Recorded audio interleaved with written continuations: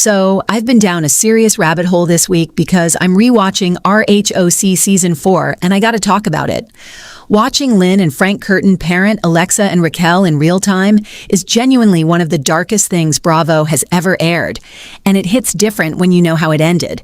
So today I want to go through what I think are the worst parenting moments across the entire Housewives franchise. Buckle up because some of these updates are heartbreaking. Lynne and Frank Curtin, RHOC. Okay, so if you never watched Season 4, the Curtins are the family that got served eviction papers on camera. And the worst part? Lynne and Frank weren't even home. The most traumatizing moment for Alexa was when production filmed her and her older sister Raquel being served eviction papers at their family's home while their parents were away. Their teenage daughters answered the door, cameras rolling, and found out from a stranger they were losing their house. Meanwhile, all season, Alexa is spiraling. She's sneaking out, she's drinking, she's missing curfew. And Lynne's response is basically to buy her a taser and call it a day. Frank is a ghost. Now, here's where it gets really sad. Alexa is 33 now, and earlier this year, she was interviewed at a gas station in Lancaster, California, one of the most dangerous cities in the state. She was found homeless, addicted to fentanyl, and missing teeth and fingers after a car accident. Alexa said her drug use started right after high school and directly blamed how her family was portrayed on the show. She said her friends at school were watching it and weren't nice to her about it. And here's the kicker. She said she's been cut off by her parents, who now live in San Diego, and they don't want anything to do with her until she gets sober. She also said she hasn't spoken to her mom, Lynne, since 2019. Meanwhile, Lynne runs a successful jewelry business and maintains a relationship with her other daughter, Raquel, who mostly stays out of the spotlight now. Watching a 15-year-old openly falling apart on TV while her mom giggles about it and her dad checks out, and then seeing where that girl is 17 years later. I don't know how you rewatch that season the same after. Kim Zolciak, RHOA. Speaking of parenting on camera, let's talk Kim Z. Look, I have complicated feelings about Kim because I do think she loves her kids. But the choices? Woof. Brielle and Ariana grew up on Bravo from literal childhood. They were tweens when they started filming, and by their teenage years, we were watching them talk to their mom about plastic surgery, about her boyfriends, about literally everything a mother-daughter should not be workshopping on national TV. The mom is best friend thing was cranked to 11. And then the financial situation. Kim and Kroy owed the IRS more than $1 million in unpaid taxes from 2013, 2017, and 2018, and the family home was eventually lost to foreclosure. Currently, it is bad. The couple resumed divorce proceedings in February 2025, with Kroy describing the marriage as irretrievably broken. In August 2025, Kroy filed court documents accusing Kim of psychological abuse of their children in his push for sole custody. Her rep denied it. And as of April 2026, a Cobb County judge ordered Kim to attend 4 parent therapy sessions, and their 4 minor kids are to remain in Kroy's custody until she completes them. Brielle has also opened up about issues with her mom borrowing money from her to pay bills. Your adult daughter shouldn't be your bank. That's not friendship, that's role reversal. From the Zolciaks, and Ariana's money was spent on bills, to be honest. I was left, holding the bag for the family, and yeah. Yolanda Hadid, RHOBH. Okay, the almond mom herself. If you've been on TikTok in the last 3 years, you know the clip. Gigi calls Yolanda, tells her she feels weak, that she's had like half an almond, and Yolanda's advice is have a couple of almonds and chew them really well. Iconic in the worst way. How are you? I'm feeling really weak. That's like half an almond. I have a couple of almonds. Chew them really well because your stomach is not. Okay, love you. Okay, I love you too, baby. But it wasn't a one-off. In Season 4, Yolanda praised Gigi's diet by telling her it was hard to exercise 6 days a week, hard to not eat any sugar, hard to eat a salad every day. But now she sees how it pays off. She also worried about Gigi playing volleyball because she considered it too masculine and thought it would make her big and bulky. And listen, Bella has since spoken publicly about having anorexia as a teen and said during her anorexic phase, she would pack 3 raspberries and a stick of celery for lunch, and to this day, she can barely look in the mirror because of that period. Yolanda's response to all of this criticism, she posted a TikTok of herself eating a giant bowl of almonds with the hashtag worst mom ever. Which girl? Read the room. Mama Joyce. RHOA. Mama Joyce versus Todd Tucker is one of the longest-running feuds in Housewives history, and it's a masterclass in how not to treat your adult daughter's husband. From the moment Kandi started dating Todd, Mama Joyce was accusing him of being a gold digger. Full stop, on camera. Repeatedly. She flat out called him a gold digger in the beginning and later called him a sour citrus fruit that Kandi turned into a sweet, refreshing beverage. Her only comment when they got married was that Kandi took a lemon and made lemonade. At BravoCon 2022, she said if she could have replaced Todd, she would have picked anyone with a decent job in Kandi's financial realm, still confirming her disapproval. This is the man Kandi has been married to for over a decade. This is the father of her children. And Mama Joyce is out here at BravoCon still shading him. Update. Kandi and Todd are now divorcing, and fans zoomed in on Mama Joyce's huge smile. In the Thanksgiving family photo, Kandi shared, joking that Mama Joyce has never smiled this hard. So, she got what she wanted, I guess. Kandi's the one with 3 actual children she's raising through this mess. That's the parenting fail. Modeling a mother who never respects a child's chosen partner and cheering when it falls apart. Dorothy, Candiace's mom on RHOP.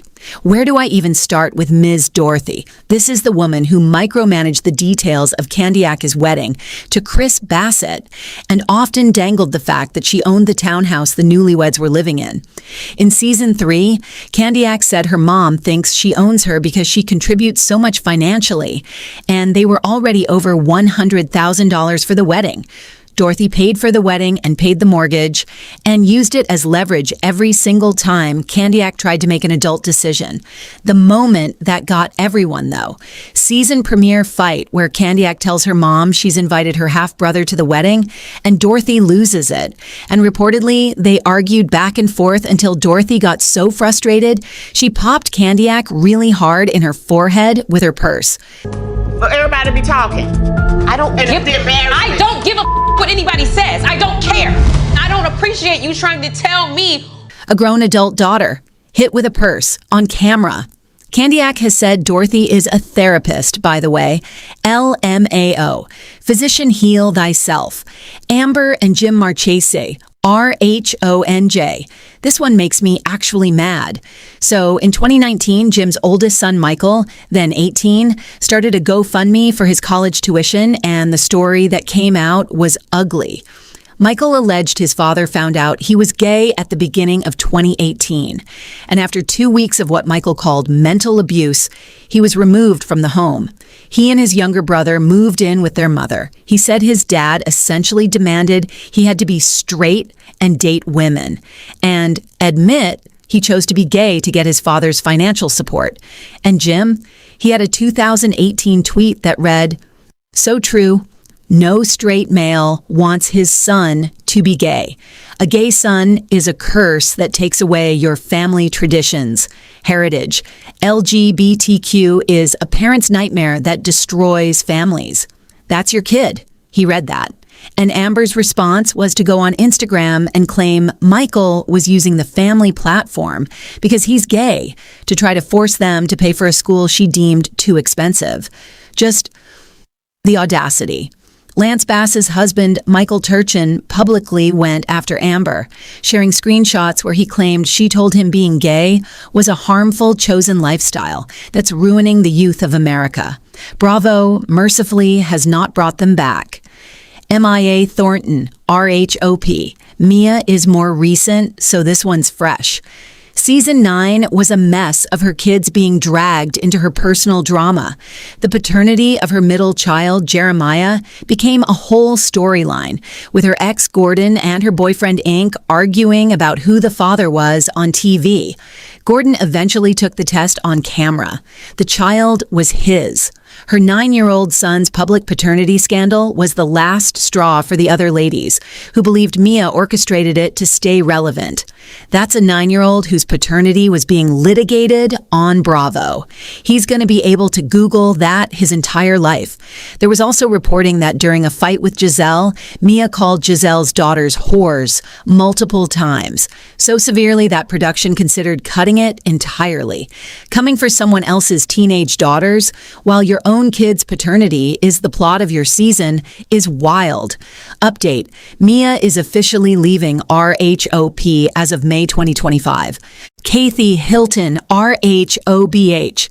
This one's complicated because Kathy is always presented as this dizzy, sweet lady on RHOBH, but Paris's story recontextualizes a lot. Paris was 17 when Kathy and Rick sent her to Provo Canyon School.